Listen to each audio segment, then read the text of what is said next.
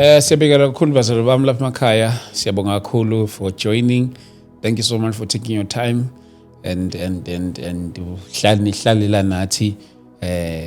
You know, as we know, we have people from KZN, Gauteng, Western Cape, Eastern Cape, Northwest, njalo. So thank you, even abroad.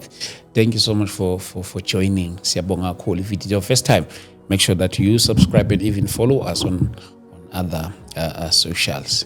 Namhlanje we having this one of the special episode, and I believe ukuthi ukhona nawo zokuthola khona la, and nalaba basibukela bahlukahlukene, and please we'll appreciate your support. Might be emotional, noma ngabe kanjani, anything we'll appreciate as we are about to start. But before we start, can we just pray?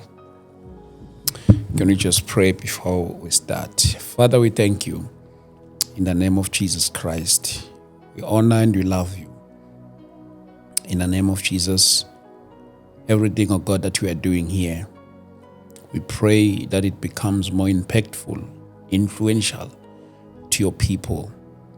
In the mighty name of Jesus Christ. We love you, God. We love you, Lord.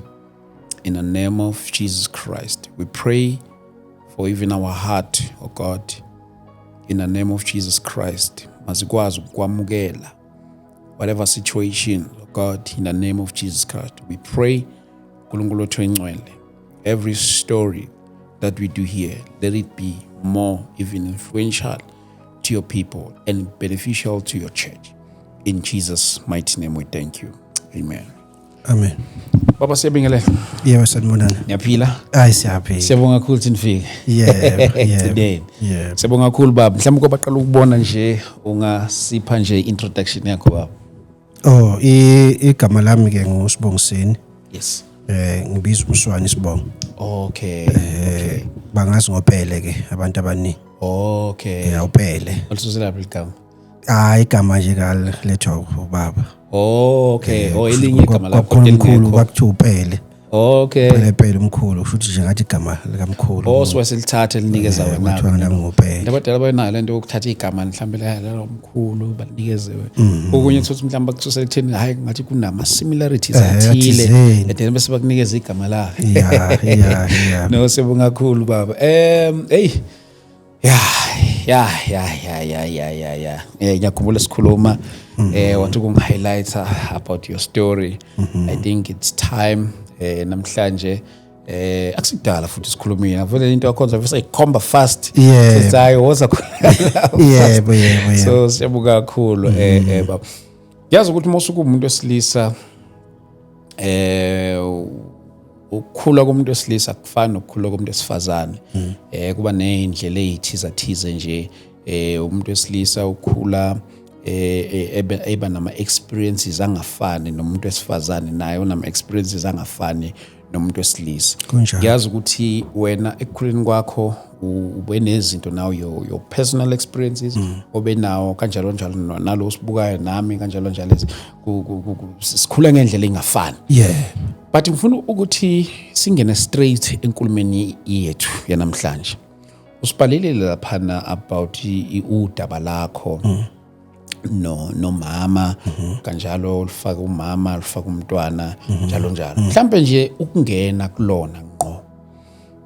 Ngiyathanda ukuthi mhlambe ke senzele build up umama wasekhaya ekuhlanganeni kwakho naye nihlangana indlelani nihlanganaphi naye? Okay. Umama lo omshado ke. Yes. Kusho ukuthi ngathi ngamanye amagama high school sweetheart. Okay. Yeah, beku high school sweetheart.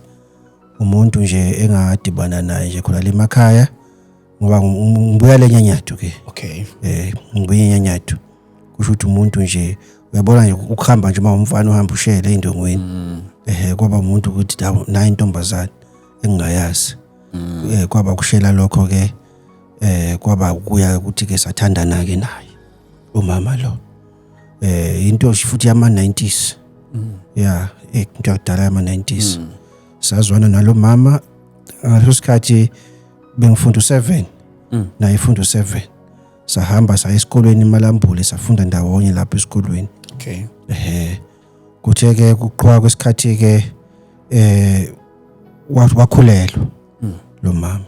Wakhulelwa ke umama lo bese kwa matric. Ukhulela nisesikoleni. Sesikolweni. Okay. Wakhulelwa ke. Thema ekhulelwa ke mina ngaqeda umatric ke yena wasala. Waphinda umatric ke. Okay, ingane ke sayithola ke ingane. Sayithi igama sathi uLondiwe. Okay. Ingane lena. Okay. Kuthe ke maqhubeka isikhathi ke ngaba umuntu othola amantwako la eGoli. Alright ke ngase ngithi ke mama woza ke uzohlala ngapha na sonke ya eduzane uyabona sikwazi ukuthi siphushe impilo naye uyabona. Hayi ke sihlale sonke la eGoli. Masihleli sonke la eGoli ke ngokomthetho ke mina ngangithe kuye lo mama ngifuna umntwana oyedwa. Angifuni ingane eziningi ngoba ngifuna ukuthi lo mntwana oyedwa sizomthola sikwazi ukuthi simnike zonke idingo zakhe njengomntwana ngoba mase abaningi abantwana kuzoba nsini asikwazi nathi kuyibhekelela ngedingo zethu base kunezingane. Athi kimi hayi baba ekhaya mina ngedwa ngicela nje sithole umntwana oyi1 omunye at least ke noma ngaba yi2 abantwana. Ngoba mina ekhaya ngi1 uyabona. Ngithi mina kodwa manje ngithele ingane angifune enye ingane nje mama ke uyabona. Ake simthola umntwana wesibili abathi uSimphiwe igama lakhe. Alright. Kuso leso xhakaxhaka leso ke sithole lo ngane. Yena futhi lo mama athi kimi baba yazi mina bengicabanga ukuthi siyosayina ngokwa Home Affairs. Okay. Ngithi mina hayi awume kancane ngalo ndaba. Yabona angiphushe. Yabona umuntu mayelokho ekuphusha ukuthi kuyosayinwa and nasekhaya bayazi lento. Ngangafuni ukuthi kuyosayinwa mina.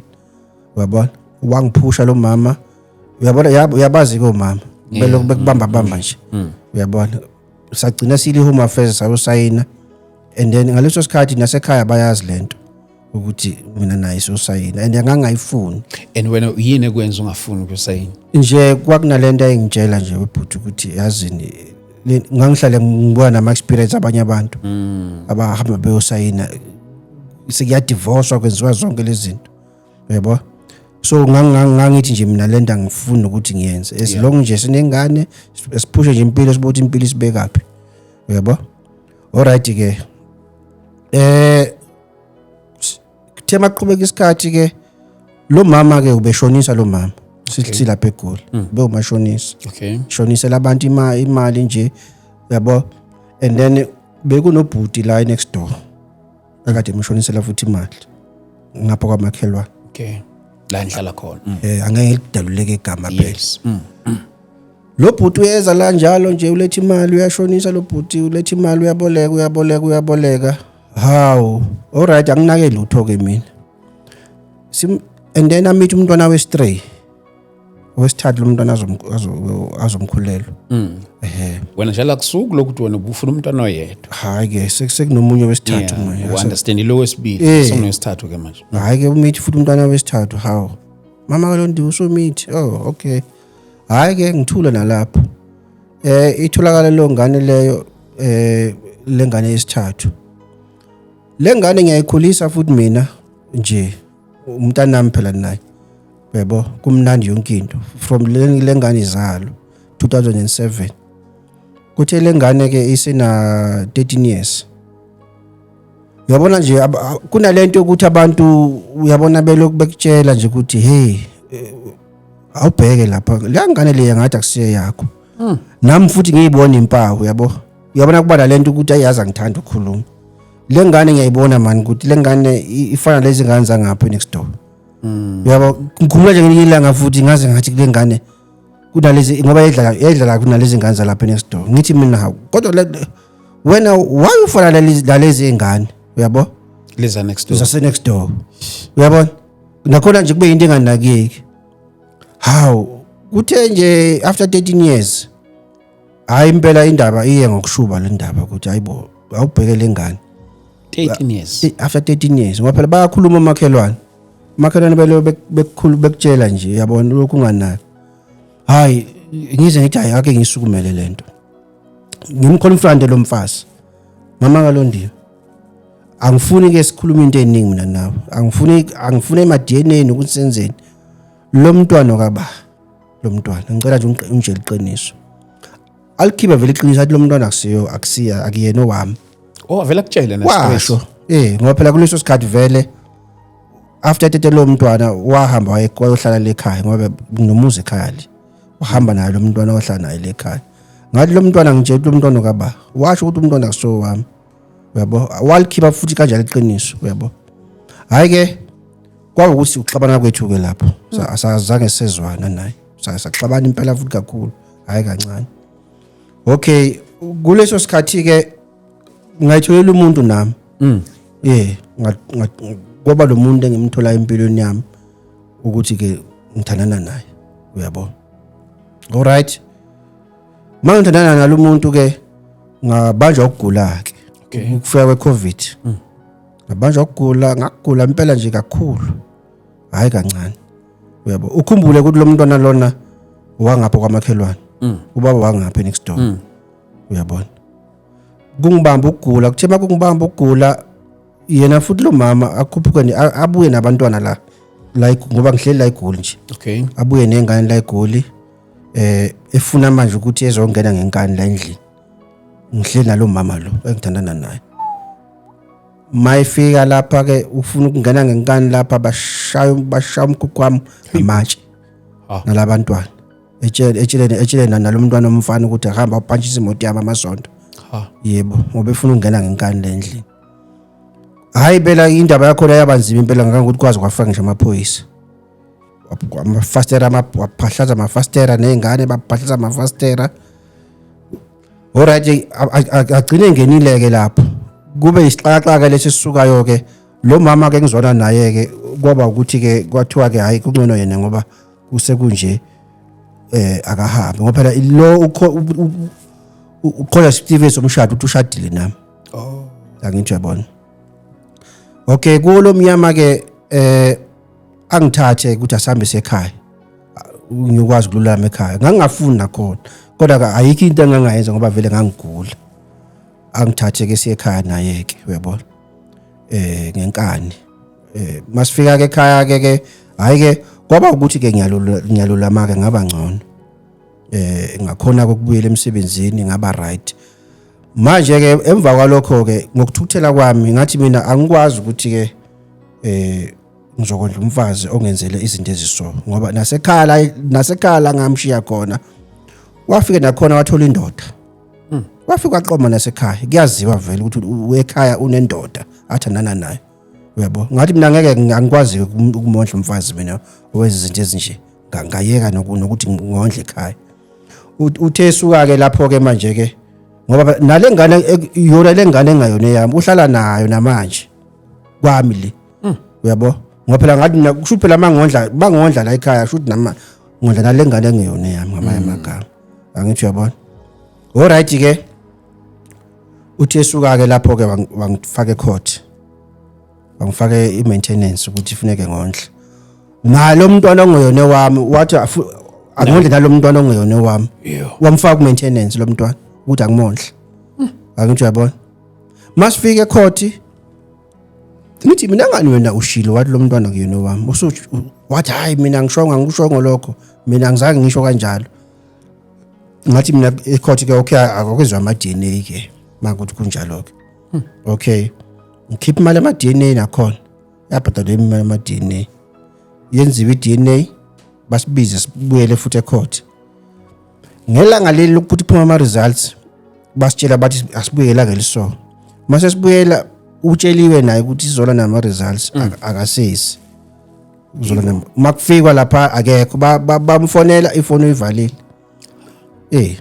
aphuma kama-results ukuthi umntwana lo ngempela ke shuthi zonke lezi insolo lezi ziyiqiniso vele in black and white ingane akusiyona yami angithi uyabona okay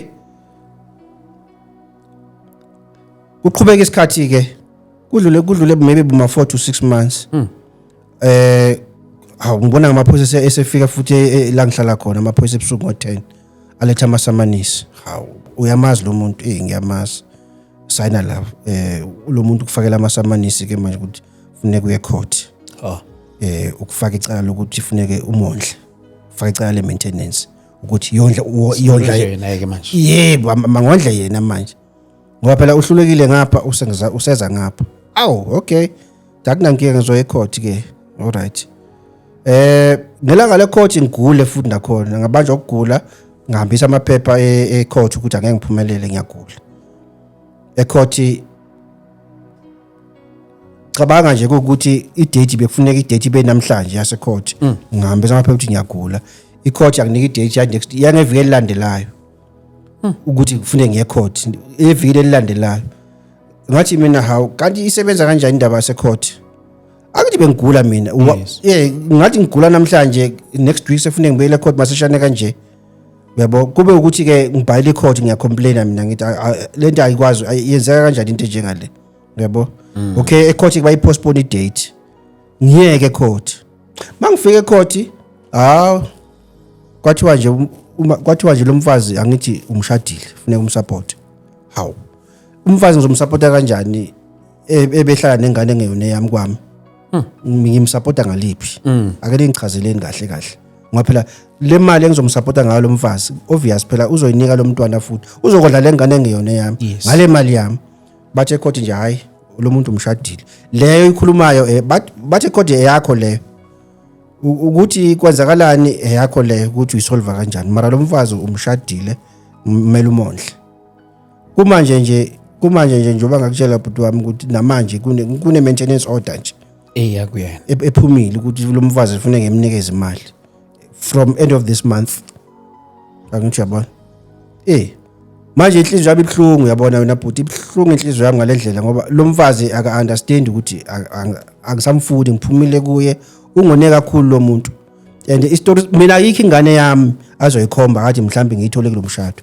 ayikho neyodwa ingane so leyo qala zonke lezi ingane nje engiyithole naye akunangane mina ngaphandle sidalo angayikhomba ukuthi uyithole ngaphandle ayikho ayikho sidalo kodwa konke lokho ecourt nje abazange bayizwe yonke lo ndawo kwathiwa nje hayi umshadile lo muntu kumele umsupport izingane zona ile maintenance yona izingane yagcina ingalunganga ke yona yagcina ingaphasanga manje ke enye inkinga ke nginayo ke manje ukuthi uyabona nalezi ngane ezimbili ezikhona ezinye laba ngithi abami phela uma uzowenza iphutha enganeni yokugcina what about le two ngoba nabo laba babili senginokudoubt ukuthi mhlambe laba babili unayenza ngithi DNA test kulo ukugcina siyenze lokugcina kuphela so kulo part endaweni yenza laba babili asiyenzanga uyabona susola nalo oqala futhi naye sengisola le two angisathembi lutho webhuti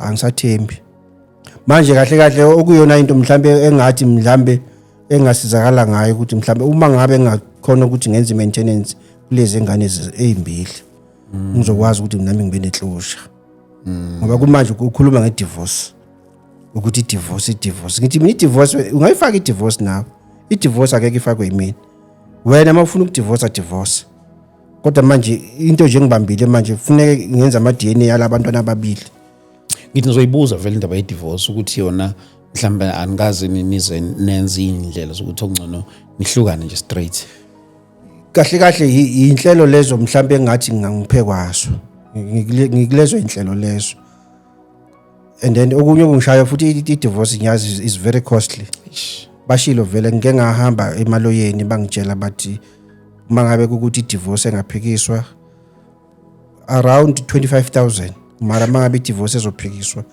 kungaba ufuthi uyale phezulu uyayibona and manje ke enye into ebengisayifuna futhi ukuthi mhlambe mangathola i-DNA yalabantwana ababili nabo laba babili ukuze nakhona ngibe neclosure ukuthi labantwana ababili nabo abamna noma kubona abami uyabona so yena mayibuya back kuwena akabuye umuntu mhlambe obuya zocela uxolo ukuthi hayi akwenzakalanga kahle nala mhlambe akisizama ukulungisa izinto siqhubeke nempilo uyabona noma kunalento mina ethi kimi uyabona ukubani uxolo wayilifuna kwakufuneka lento mayiseyenzile leliphutha leli from the onset lo mntwana nje engakazala ngisho ukuzalwa umuntu admit ukuthi hey baba kunephutha engilenzile liso mhlambe ikhona na indlela ukuthi singayilungisa lento ukuthi ingabi ihlazo yebo lo muntu uthulile for 13 years ngakhulisa lengane yebo yikuphi ukuthi angifihlela kona engakwazi uma ngabe ezokwazi ukuthi for 13 years after 13 years sengithola lento ukuthi yenzekile kuyimayithi uzoxolisa it's too late itrust yayisekho lapho but ukumthemba akusekho ubani wayimisele ngoxolo ukuthi uyayisola lento kwakufuneke from the onset enzele liphutha leli asho kimi ukuthi wenza iphutha elinje mhlambe singalungisa kanjani and okubhlungu ke futhi nalo mama engizwana naye uyamhlukumeza kakhulu akasinikeze ukuphumula kumanje napho kune wengenzele iWhatsApp la ethi ufuna ukuza lapha ufuna ingubo zakhe ezilapha endlini into zakhe otherwise mangayileki lezi zinto zakhe lezi uzoza namaphoyisa uyabona ukuthi konke lokho kungihlukumeza manje ke waxolisa yena kodwa uxolisa vele damage is done it is too late after 13 years usuzoxolisa ubungaxolisa ingane zonke lesikhathi ungakayitholeli mina lento ubani lento wayenza waxolisa lento ongakayibambeli mina waxolisa wathi lento uyenzile asilungise mhlambe ke ngabe kukhulunywa ukuthi mhlambe lento singayizama ukuyilungisa uzoxolisa already sengiyibambele mina ngizokuthemba kanjani mina manje ingane le yona lena 13 iphi yona ikhona uhlala nayo lekhaya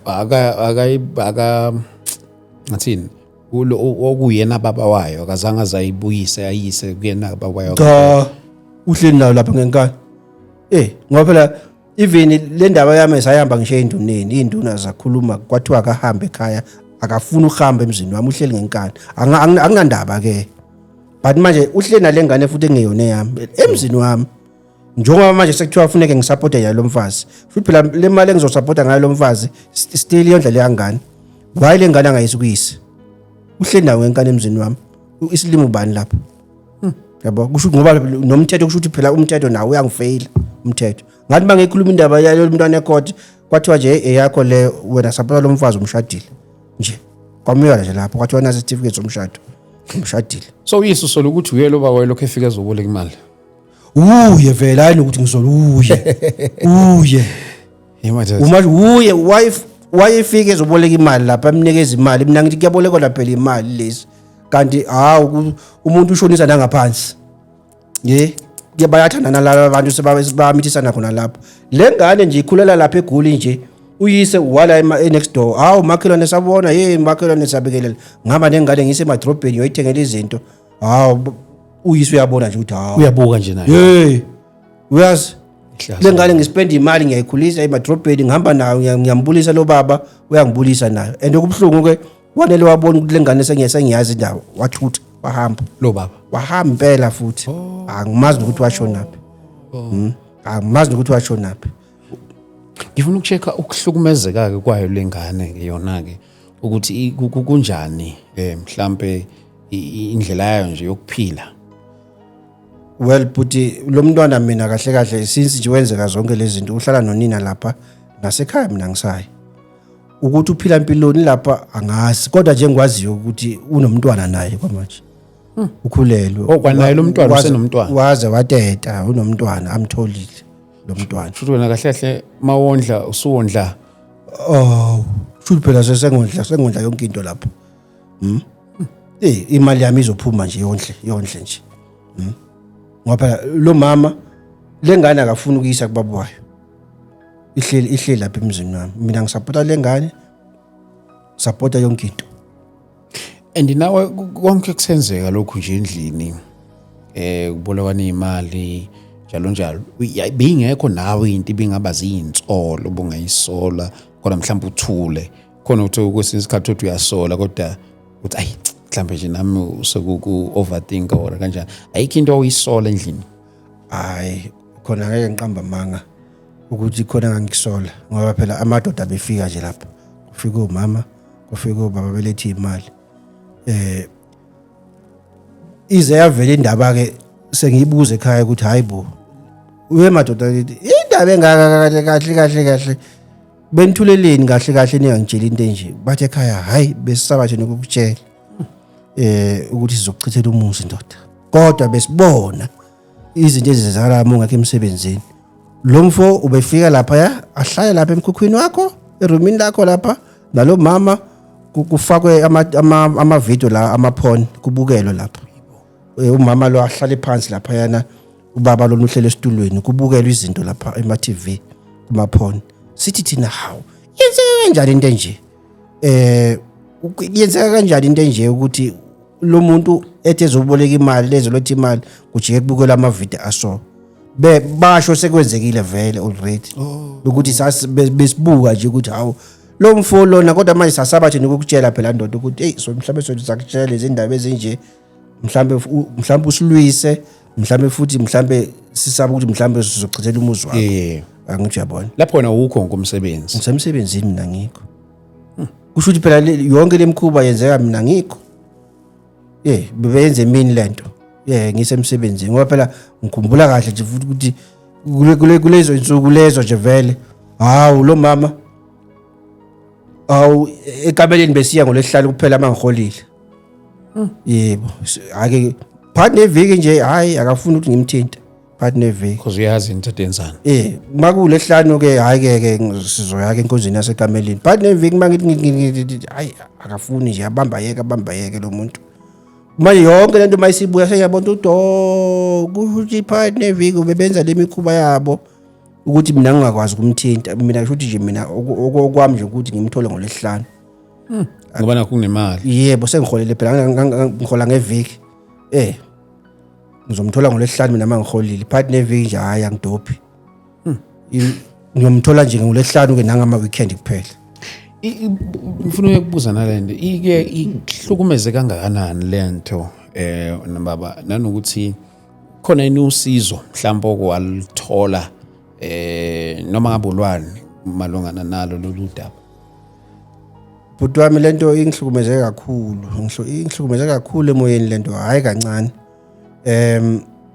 usizo lo la ngizange ngilithole ngacabanga nje mhlawumbe into engisizayo ukuxoxa ya ngoba ibingifikela lento ukuthi yazi sometimes makuthiwa amadoda mhlawumbe ahlukumeza abafazi angibasola abanye kwesinye isikhathi ngoba omunye umvela athatha isibhamu ladubula konke abulala ajika ayibulale na kodwa ke ngayitshela mina ukuthi okay into eso angayigqibila kumina uyabona ngumuntu ngivele ngajoyina nama exercise lawo kujoga ngiyagijima uyabona bangizwa ukuthi uyangifikela lento ngiphuma estarting yogijima igekele ngigijima na sixoxe nje obaba abanjengami ngibaxoxele nabo ukuthi amandoda nginenkinga eso hayi bengiduduze nabo ethi indoda at least ngoba uyaxoxa nesibindi uyabona ngakwazi ukuthi mhlawumbe ngalo ndlela ngilapheke ngoba phela akugcini lapho abangani bakhe lo mama lo bangitshela bathi hawu lo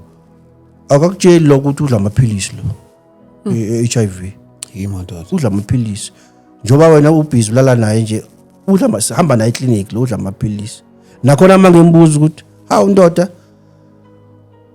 kanti udla amaphilisi engculazi wangitshela nje sonke lesikhathi mina ngilala nawe nje kanti udla amaphilisi engculazi wathi ngizwe ngobani ngathi akubaleka kathi ngizwe ngobani uyabona so uhlala nawe lapho udla amaphilisi awazi yo kuningi nje yazi into zalo mama ziningi uphuzana notshwala lo muntu uyadakwe njalo nje uyadakwa tshwala nje waya lo muntu uyaphuza manje ngihlukumezekile impela wemfowethu angifuni uqamba manga ngihlukumezekile hayi kancane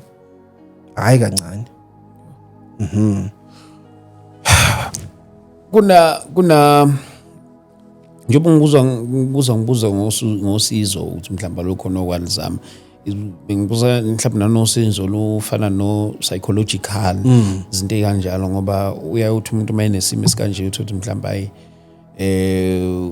azama ukuhamba lawo ma sessions kanjalo phela I think ukuthi mhlawumbe ukufanele ukuthi mhlawumbe ubuthi ukwalizama noma awukazi ukucabanga ukuthi ungayenza ngabinto kanjalo hayi lona bengacabanganga kulona ngiyazi vele ukuthi bakhona abantu bama counseling nani kodwa ke yinto ebengangifikelanga ukuthi mhlambe ngingayenza yabona ngoba ngisitshela nje ukuthi hayi okwamanje well maybe I'm coping ngisacopa kulesimo sona siyangihlukumeza kwangivuma ukunqamba yona lento ingiphethe kabuhlungu impela kakhulu especially ngokubona nje ukuthi nomthetho lo wala eMzansi thina bobaba uyasifeyila makufika ezintweni enjengalezi ethi umuntu enze zonke lezi zinto enjengalezi bese kuthiwa ngoba nakho umshadile umsupport ngoba phela ngayitshela icourt ngabhala yonke into ecourt ngabachazela ukuthi no u1 no 2 no 3 kwathiwa umshadile support inkinga yakho yini ngoba ufuneka umondle hawu umuntu engenze nje madoda kwathiwa emnikeza imali ngoba phela umshadile. Ngizokubuza nombuzo ngiyathanda lapha emakhaya nikakezwa kabi ekubuzeni kwami lo mbuzo. Uma inhlamba ngaba nento ukuthi neyigameke eziningi kanje uthi indoda izobe sithatha isinqumo esithile either kwenzekile nje many times ngiyathanda singayibalekile into iyenze izinto ezifanele lezi akusikuthi sayipromote avela umuntu kuso lesi simo athatha ispam abulala umama bulala abantwana kwana hayibulala lo moya mhlawumbe uthi uyabulala bona baqeda hamba hand over emaphoyiseni into kanjalo. Wena yini kwenza ukuthi ube umuntu obeqotho ngalolu hlobo lokuthi ungafinyeleli kuleso sinqumo? Mina futhi into engisizile nje ukukhuluma yabona ukukhuluma futhi nakhona indaba yami bengihambe kube noma ubani yabona abantu abathembayo ukuthi mhlawumbe uhlangana nomuntu ngiyagijima ngixoxe le ndaba ngikhalile kakhulu bengithatha imoto ngiyopaka lapha emoli ngikhale bezwe ngithi yazi sometimes life inzima ngakho umuzi lo mfazi unomuzi ekhaya ngimakhelile ngithe ukuthi ngakho umuzi zonke lesikhathi ngithi ake manje yabona njengoba nginje ngisebenzela impesheni manje okuningi ngisenendaba na bese umfazi kanti ubhizi uyamakhela umfazi uyamsupport umfazi ukwenzela izinto eziso yabo manje konke lokho ngisizwe nje ukuthi ngiyaxoxa lento akivumelanga ukuthi ngigqibe ngaphakathi bengiyikhuluma ngixoxe nabantu igenge nje lengiyithembile yabona lokho ngicabanga ukuthi yikho kungisizile ukuthi ngingathathi lesinqumo sokuthi manje uyazini njoba lo muntu enze nje angivele mhlambe ngibulale kwasani ngishise kwalowo muzi loyo iyo into engathi mhlambe inginikeze ukuthi ngibela leso sibindi sokuthi ngingazezi izinto eziphuma endleleni ngoba ngihlale ngiyibona izitori zenzeka kuze kuthiwa hawu nangu umuntu uvele wadubula kwasani wabulala yonke into endlini wabo kodwa manje ngabuka nami ngathi kusizani mangenza lokho ngoba phela lento la ngalo uzoyenza amaphoyisa azokubopha. I think this question is very, very, very much important. Ama families athini family yakhe ukwazama ukuhambisa lolu daba? Ifamily ngabafonela bakubo. Ngaqala ngabafonela bakubo ngathi sekuvela into enje. Uyabo. Ngikhumbula kahle impela kwaba negama laphuma kwaba kubo engangibafonela. Bathi hey siyaluza udaba lakho ndoda kodwa manje siyamazi umama lokuthi umuntu okhuluma kakhulu manje ke futhi besingathani nanokuthi mhlambe azi ukuthi ke usitshelile lento ngoba omunye impela ugogo wakubo impela wathi ngenze ngikubonayo mina because indaba lo mama lo bona ngeke bekhona ukuyikhuluma ngoba bayamazi ukuthi umuntu onjani uyile type nje ekhulumayo uyabona kwaba isimo sokuthi futhi kwathi sesine meeting yes2 sabizwa na induna nje impela ngoba wangifaka nasenduneni yabizwa meeting ngasaye enduneni ngafika ifamily yakho futhi ayikhona lapha ngayikhuluma futhi lento nasefamily yakho baje baphika futhi abakubo bathi bona abazange bekusho lokho ukuthi ke mina angiyibonele ukuthi ngenze njani baphika ngabatshela bakubo bayakwazi bayalazi udaba kodwa manje benza ngathi manje mina bajike basola mina ngathi mina mhlambe lento engiyikhulumayo ngiyayiqala ukuyikhuluma bayazi kanti bazi ukuthi ngabatshela ukuthi sekwenzeka into kanje nithini ninda njengomndeni nakhona kulo meeting leyo babethi bazomthatha beyohlala naye abazange bemthathe nalapho usele lapha emzini wami manje mina futhi angisumuntu othanda umsindo nje ngothanda umthetho wami ilapho ngavele ngabona khona ukuthi angiyiphushile life manje nangu usemva kwami yini oyifisayo mhlambe baba kulo lolu daba nje kuyona yonke lento ongathi hey Mangenzeka so. Ayi ngicabanga ukuthi kunga right. Okay. One, yabona nje mangathola nje DNA yalabantwana abawu2. Ngoba lokuqala sekunayo confirmation ukuthi akuso wami.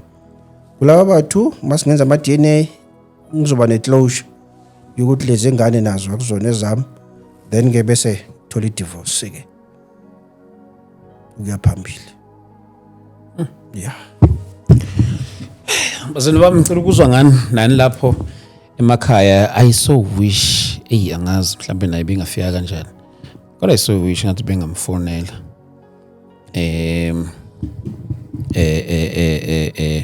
Angazi bona kanjani? Phone. Mfonela. Ufana lo mama. Lo mama. Mama Kalondiwe. Ha?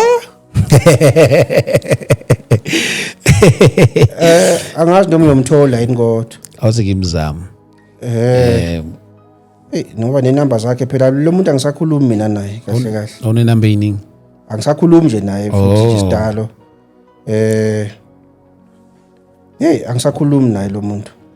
I think inamba ezilana nje ziningabi. Just nje ukumfonela. Ufuna ukuza uhlangothi lakhe? Apart from ukuza uhlangothi kodwa nje I think it's very important, it's fair enough. Yeah. Ukuzwa nje lokho yena angakusho. Angakusho ngalolu daba. Yes. Okay. Angazi ke sibone la. Ake sibone lana. Iziningi inamba la.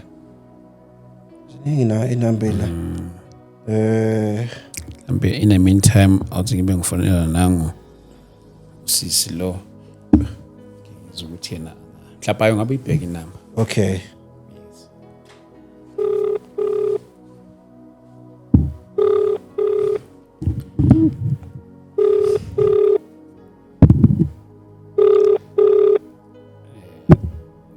Sikhashana sincane ke sithi. Yeah.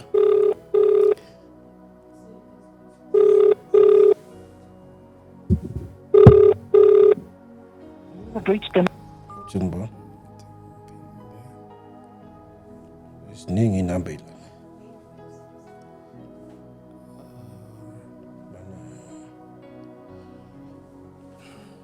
Izinto ezikanje kujwayele ukuthi zenziwa abantu besilisa kuphela. Yeah. Ayikhola bivele kuthiwa yilona iqiniso uma komuntu wesifazane.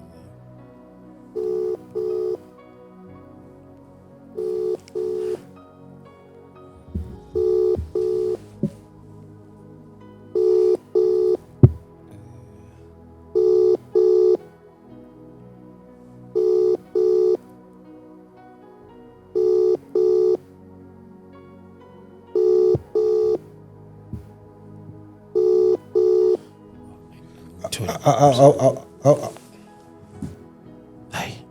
It's fine. Awuzamele. Mayibamba nje uthi ucela ukukhuluma nomama Kalondiwe. Okay.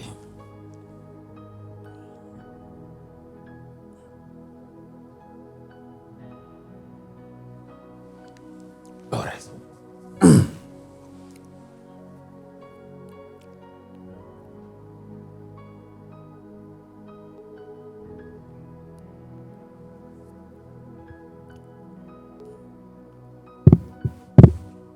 Hello? Hello? Hello. Njani? Mr. Pim. Ngamthola umama Kalondiwe. Ngizwa? Mama Kalondiwe ngamthola. Akekho yazi. Oh, iphone number yakhe ngangipha. Angiyazi yazi. Number. Go. Ikho number la. Phone. Phone.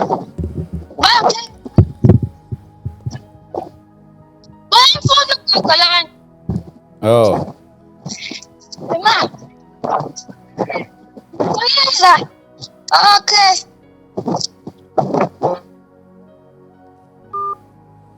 Ifile. Ngathi baje umntwana omncane. Yezwa ngathi athi umntwana omncane. Oh, inamba yakhe. No, kantombazane lo. Ohlala lo mfana wami lapha endlini. Oh. Umama wengane lo. Oh, mama wengane. Yibo bonke abantu engibodlayo lapha ngoba bahleli lapha emzini wami. Bonke laba bantu. Lo mfana lona unomntwana lapha endlini uhlala nale ntombazane lapha kwami futhi futhi yonke le mali yami isupporta bonke laba bantu yo jayibona so imali ithunyelwa uwe noma ithathwa ngalena nje ishonele kusho phela ayithi le mali yasecourt nje wethiwa ngisupport mina futhi phela iyondla bonke laba bantu phela izokondla lo mfazi iyondle lo mntwana iyondle lo mzukulu iyondle le ntombazane ehlala nomfana wami iyondle la lengane ngeyona yami le mali yami futhi yami impilo manje kufanele ingayiphambili phela ngoba nakho isimanga sokuthi nakho kuthiwa lo muntu umshadile ayikho nje into abangicabangela ngayo ukuthi phela nawe nephutha indoda mananga yasuka nje yathi ayisupport uwo nephutha bona manje sokusafara wena emaphutheni akhe yebo injalo vele yami impilo kufanele ingayiphambili sihambe nangu ebuya kumina kodwa kusiyo lo bengifuna nje bekukhona uve bengifuna ukulizwa ngoba unokudila nama issues akanje lo mzalwane lo okay engekho busy bese sikwazi ukukhuluma naye sisi ngiyaxolisa bekade ngisageza no problem yazi ukuthi ngiyakhayijeka ngise studio okay ngihleli nobaba la yebo ubaba ngizokuhighlighta nje ubaba bese emshadweni ne ekubeni kwakhe emshadweni enomama nje bebe philisana naye emshadweni so umama kanti uzobeke eseba nento yokuthi agcina alingeke mhlawumbe ngisebenzise lo gama nalo igama engilifunayo alingeke kumakhelwane ekulingeni kwakhe kuvele kube nomntwana yebo makuba nomntwana umama ngasho yebo ebese ubaba lokhu nje itshela ukuthi phela abanye umunye wabantwana bakhe eqhubeke nje lokhu ondla wakhula umntwana waze waba na 19 13 I mean 13 waze waba na 13 years yebo so ke manje uma sekufinyelela okuhlukaneni umama akayifuna indaba okwahlukana njengamanje ubaba umama lo wakhe umuzi le KZN ekwakheni kwakhe umuzi umama uhlala khona maqedwe umama esemfaka ke ecourt ukuthi akondle izingane zakhe including nale suka lapho ke ayisho ukuthi akuhambanga kahle umama wayesephoqelela ukuthi okungcono inkantolo mayithi akondle yena so ke njengamanje ubaba uyamondla umama through inkantolo obvious vele kondleka nazi izingane lezi okungeyakhe ngoba yena unengane eyodwa naye onesibili kodwa manje akasathembi ukuthi kwazona zonke lezi izingane ezakhe so wena njengomuntu onokudila nama issues akanje bengithi ke cha siyafisa ukuzwa ukuthi odabeni olukanje umuntu uphila kanjani nalo no angibingelele ina baba uST no baba studio siyabingelela kakhulu ubaba ukufanele afake iappeal enkantolo iappeal akuveze ngiyacabanga ukuthi ubaba mhlawumbe akakuvezanga ukuthi unomntwana oyivezandlebe kumele akuveze ukuthi ube nomntwana osevele kanje akasatrust sikhumbule ST ukuthi amalungelo splitted eSouth Africa ngokufana abantu besifazane as much as they are children bearers as much as benamagunya ukuthi because angaba nomuzi onezingane kodwa nomuntu wesilisa unegunya awukwazi ukondla ingane ongeyona yakho ayikho emhlabeni ingane nobaba babili njobe ingekho futhi emhlabeni ingane nomama babili ubaba it's either ashintshe inkantolo noma afake iappeal enkantolo ayokhalaza futhi mayifika lapha enkantolo banalo ilungelo lokuthi bamenzise iDNA abantwana bonke but however angikhuthazi ukuthi enze iDNA enkantolo yakahulumeni isizathu sami nansi kahulumeni yonke ingane ideserve ukuba nobaba ngoba angithi uma ngabe lezi izingane sizophuma zithi ena akuyena uyise lo se-studio sekufanele kube uhulumeni ozokondla lezo izingane angisho ukuthi ngithi ngohulumeni kodwa futhi ke kube kuhle ukuthi lama DNA athathwe privately empath Lancet Pathcare la khona okuzokhokhwa khona imali ukuthi ubaba angimazi ukuthi ena uhlala kephi bengingamrefer empangeni kudokotela othizini yiwo 2.5 because asirefer ama cases khona ngoba yabiza ama DNA. I don't advise ubaba wengane odoubt ingane ayenze inkantolo ngoba ayikho ingane edeserve ukungabi nababa eSouth Africa. Kodwa ubaba akekho wrong ngokuthi umshado uhlukane because umama uma eke wathatha isibindi sokuthi aphumele ngaphandle usuke efuna ukusho ukuthi lento la endlini uyayidoubta and ke ukuphumela ngaphandle kunobungozi bokuthi uzohleza uqhathanisa ukuthi ubaba umthembu ucije kakhulu kunobaba ukhumalo njengoba nokugadla fani. So uma ngabe umuntu esifazane wakho eke agadla eke waphakamisa isidwaba ngaphandle wakhe imfino kuhle umdedele ngoba ukugadla kwezinsizwa akufani. Uthi asinalo iqiniso lokuthi bahlukene njengoba benengane esindala kangaka. Kodwa however ake sifocus kule nje yomthetho. Ubaba akayofaka iappeal enkantolo acela inkantolo imenzele ama DNA onke. Uma ngabe kuukuthi umama akafuna ukwenza iDNA privately uzohamba emaphoyiseni agunyazwe inkantolo ukuthi ucela ukuthi enze iDNA ukuze akwazi ukuthi azivikele nomnotho wakhe. Ngamanye amagama nje ubumama ehleli le emzini wakho ubaba sinaye ngapha eGoli ngoba ubaba unomuzi naye le emakhaya unalo nilungelo lokuhlala khona ngale. Eganile Yes ukanile angithi kodwa phela manje bakwi-process yokuthi bakwazi ukuhlukana ngenxa yalizonke lezi izathu. Alikho icala lapho esibalikhulu.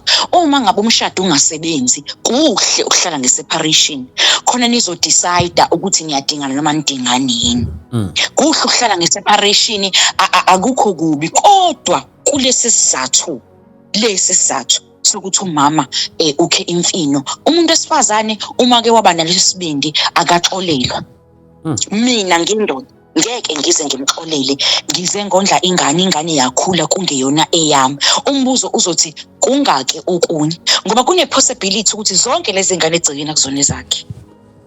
Mhlawumbe ngelinye ilanga masithola ithuba siyoke sithola ithuba nje ke sixoxe ukuthi umuntu esifazane uyingozi kangakanani siqhathanisa nowesilisa because ubuthakathaka bowesilisa uzipho kuphela but umuntu esifazane une-intelligence uyakwazi ukuthi ethe ganile ebe eneyingane ngaphandle ebe bamba umshado ebe because laba bantu baphiwe intelligence multitasker. So ngiyasaba ukuthi if labantu bexolelana sekukhona ingane ngaphandle mayiseyiphinda lento.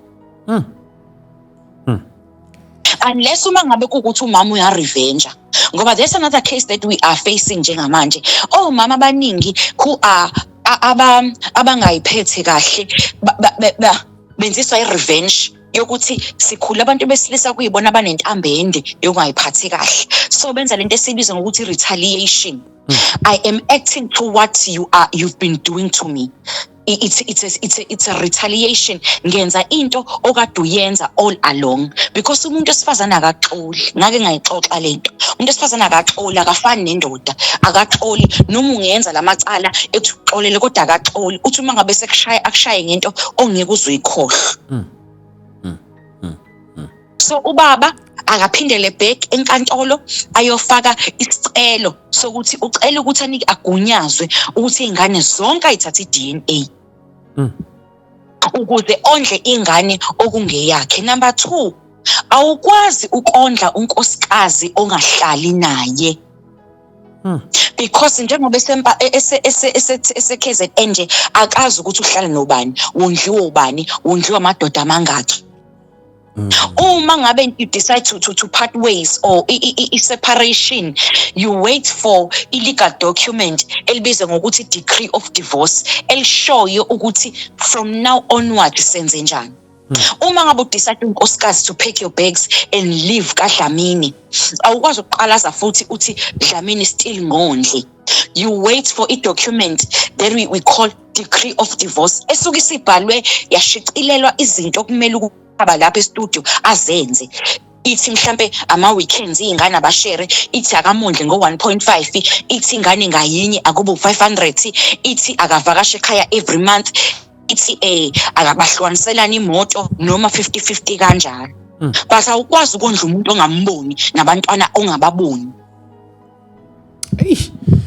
Yeah, no, kuzwakela ngazi ngoba khona ukungafisa ukubuza noma ukusho kuyena cha ngizwa kahle yonke into ayibeka impela ngoba phela ilesi simo ngibhekene naso vele okwamanje ngidla vela umuntu engazi ukuthi uhlala nobani okoqala angimboni lo muntu wavela all siku separation already manje yethi i-court kuvele kwathiwa nje umshadile mondle mangithi ngibothi hayi yakho leyo ukuthi unengane ngaphandle kwatsha kwacima kanjani unendoda yakho leyo umshadile mondle. Angani umyamuzwa lapho? Ngiyamuzwa, ngiworried kakhulu ngomuntu wakhipha leso sinqumo senkantolo ukuthi unengane ngaphandle eyakho leyo. That was very careless because that's where i-GBV comes. Angisho ukuthi I'm promoting into ethize kodwa ngisho i-reality eyenzakalayo. What if lo baba kufika la ethi khona you know what ngangiganwe umuntu ongayiphethe kahle esembulala? You understand? Umthetho uqedile lapho alibanga bikho iqiniso because if tables were turned around ubengeke umuntu wesilisa nomuntu wesifazane ondla ingane ngeyone yakhe. I'm speaking as a woman. Akekho umuntu wesifazane ongakhipha imali ondla ingane ekungeyona eyakhe noma ondla ingane efike nendoda sekushadiwe. So kube nokuxega komthetho lapho ngicabanga ukuthi ubaba must be assisted by abantu be-law. Kuhle ngoba sikhuluma kwi-wall noma kwi-media elalelwa ama-millions of people. Udinga ayikho into enjalo ngiyayiphika ukuthi okwakhe ubaba lokho ukuthi unengane ngaphandle. There's no such. If ingane ngeyone yakhe akuyona yakhe, it ends there. Akakwazi ukondla ingane yenye indoda. Ingane nengane ayondluyise unless if ubaba is taking over from a child that lost a father eseshonile away then angayondla ke. But inoyise ephila then akwazi nakhona kumele kube ne-agreement. Yeah, I know kuzwakele siswami siyabonga kakhulu i-contribution yakho izwakele kakhulu khona la mhlambe lakho lokugcina nje bese siyakudedela. Elami lokugcina nje elokuthi baba kukona konke uNkulunkulu akuthwale mfethu. It's not an easy process indaba ye divorce kodwa ngiyafisa ukuthi uNkulunkulu angifihlele ulaka lwakho. Ungaqhakambisa ulaka lento ayiqali ngawe uzodlula. And I'm pleading abantu besifazane ngenhliziyo yami yonke ukuthi ukuze sivikele ukubulawa ake sibe noqiniso bafowethu. Ake sibe neqiniso. If ingane akuyona yomuntu iyise kuyise aqali ngegeneration yethu kuba nezingane kungebona baba into endala le from the Bible. Ngicela siyingane koyise ukuze izingane zondleke kahle singondlisa abantu besilisa abantu besilisa bamanje they are full with anger, babitha nabo bahate. So sibulaleka nje nathi we contribute to those things. Sibonga siswami. Siyabonga kakhulu Dlamini Sibakhulu, siyabonga. Yeah. Yeah no ngithemba ukuthi umzwile baba. I-court le kwakuyi-court yangapha eKZN nenenze kuyo yonke lento. Angazi mhlambe if singazama uku-implementa lama steps lawa awashoyo if kungashintsheka i-court okanye mhlambe sithole some legal advice ukuthi ngiyabona isikhathi sami asekho kumele ngabe ngiyamfonela la ukuza ukuthi kuyi-case kanje mhlambe yini into engenzeka into efana kanje kodwa ngizozama ukuthi mhlambe siliqhubeze even after after sesingasekho noma la because bengicabanga ukuthi mhlambe mangafonela ummeli esizwe iside lakho ukuthi uthini but I'm just thinking ngibuka nanesikhathi la sethi indlela sesingakhona kodwa ke awuthi ngizama ukutshontsha nje fast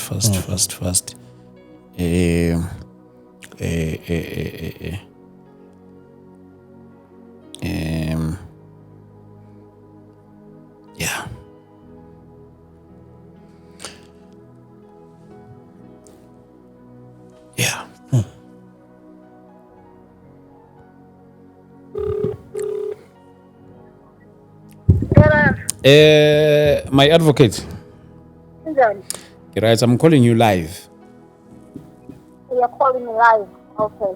Yes. Zama nje ukukhilatha nje fast. I want to hear your contribution and your the legal advice on this issue. Just in a few minutes. All right. Hleli nobaba la ukaba ne issue wathandana nomama baze bafika la bashada khona mabeshada baba nomntwana oqala baba nowesibili wesithathu mama shothi kwaba ukulingeka kwakho thola umntwana ngaphandle wamfihla baba yetshela ukuthi wakho umntwana wakhula umntwana wazoba na 13 years ubaba lokho emondle kumondleni kwakhe kanti kuzogcina kuvela ukuthi hayi no akusiyena umntwana wakhe. As time goes by ke ubaba unanomuzi le emakhaya KZN so umama la hlala khona ubaba usehlala ngapha eGoli so umama ke wasemfaka ubaba ecourt ukuthi ondle lezi zingane because bese kunayinkinga ekuhlukaneni kwakho esemfaka ecourt bondle endle lezi zingane and wangagcina lapho okay kwangahamba kahle ukuthenda ukondle lezi zingane wasemfaka into yokuthi akondle yena so ke manje kuyicase kanje kwenzeka kanjani ngoba waye court maye court yathi court ayi thina siyingeni mondle lomfazi ngoba umshadile ukuthi unemntwana ngaphandle or njani asiyingeni leyo nto wena kumele umondle lomfazi ngifuna nje ukuzwa your words okanye nje yini ongayisho kulokhu kule issue kanje. Indaba ye-spousal maintenance Dlamini into efuneke iprove kulo muntu ofuna i-spousal maintenance. Ngomzekelo kule case umama kumele babonise icourt ukuthi yena akakhona ukuzondla bese udinga ukuthi umyeni wakhe even though bohlukene amondle. So obviously icourt ayenzi lonke ukuthi ibe forever lifetime. Iyakunikeza isikhathi ukuthi okay uzomondla lo muntu for 12 months you're going to support them for 2 years. Yaqhubeka ukuthi yini icourt granta umama lo. However, if icourt ivumile ukuthi umama udeserve maintenance ngoba engakhona ukuzondla nokuthi aphile after umthatho sewuphelile, kuyanyanzeleka kuba utata amondle umama ngoku angathathanga naye. I-issue yomntwana whether umntwana wangaphandle or wasekhaya icourt lapho ayiye ingangeni makwenza divorce ne-maintenance ka-spouse unless ubaba uvula icala separately for ukuthi esupporte ingane engeyo yakhe for so many years. Lonto ke izothi iclaim le afuna ukuyenza uzoyenza directly kubaba wengane nomama wengane. Oh yes, iclaim singayenza kubaba wengane. Baba wengane yabona ukuthi baba wengane uyavela. Ubaba wengane kumele ke ari-invest ubaba awamcompensate for everything. If you must school fees, if yini ngisho baba unayifuthi ukuthi lebhatala school fees benza lokho. That money can be claimed from the biological father. Oh. Yeah ne. Hayi. No kulungile bengithi nje ngihijack kulama mission amancane but we will organize indaba yethu ke size khona lapha e studio. Sibonge lapho my advocate. Siyabonga kakhulu. Yeah, I think it was fair enough ukuthi sikwazi ukuthi sifodele nommeli. I think angazi nomzwi uthi ungafaka icala umama kanye nobaba and then you can claim imali yakho back, school fees and everything ubaba engavela okusho ukuthi the first step should ukufaka icala kuyona lento leyo. Kodwa ke mhlambe nakubantu abafisayo ukukusiza mhlambe bathola kanjani mhlambe nabanye nje kulolu daba. Oh ngokwenamba. Yes, ngaba nje ukuthi mhlambe utholakala kanjani kwabafisa ukuxhumana nawe ekulekeleleni kulolu daba. Inamba yami ithi 078 okay 914 3247. Okay. Ngizoyiphinda futhi 078 914 3247. Nginawo ne-email. Okay. I-email ithi mswanepele1 okay @gmail.com. Okay. Mswane MSWANE PELE mswanebele1@gmail.com. Okay, one is like a number. Inamba ya. Okay. Inamba ya. Okay. Yeah. Yo, baba siyabonga. Thank you so much for coming. Siyabonga. And siyakholwa ukuthi something will come up ekulona lolu daba. Njengoba selifinyelele nakubabukile bethu emakhaya. Bye. Nami ngibonge kakhulu nje isikhathi sakho nesikhathi sohlelo sokuthi ngizobeka olwami udaba la ekhaya. Ngibonge kakhulu. Siyabonga kakhulu baba. Afowethu siyabonga mina nani ngizothi sihlangane lapha e-comment section sizwe uvo lwenu ethini intweni kanje idilwa kanjani nayo. But ke siyabonga kakhulu bafethu, thank you so much for your time. And for ukuxhumana nathi 0788417844 then uzokwazi ukuthi usithole khona lapho. Siyabonga kakhulu ke bafethu, asibonane kwi-episode yethu elandelayo. Inkosi ke ayinibusise imigcine lapha emakhaya.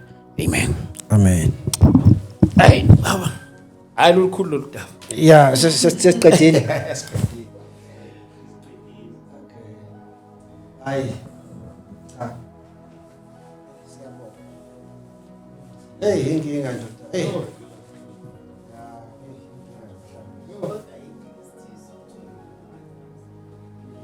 Yeah. At least the direction. Yeah.